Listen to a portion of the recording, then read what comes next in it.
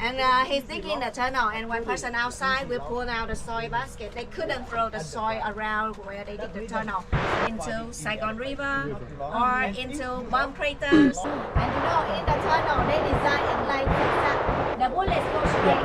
You cannot shoot in the tunnel. And in rainy season, you can hit 6 meters. Right here is softer, but in dry season, only 1 meter a day. All the tunnel system done by hand by guerrillas, 20 years, no machine, no architect designed this tunnel. It's like a mini city in underground.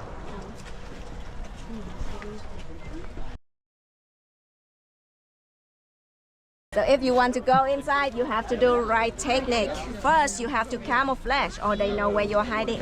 And hold the lid, and raise your arms. Squat down and close the door.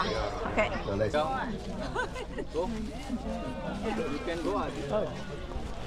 Like that. If you want to come out, arms first. Remember your arm first. Raise your arms. Do like this. You stay there forever. Raise your arms. Stand up. Michelle.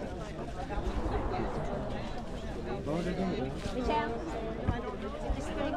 You just sit here for okay.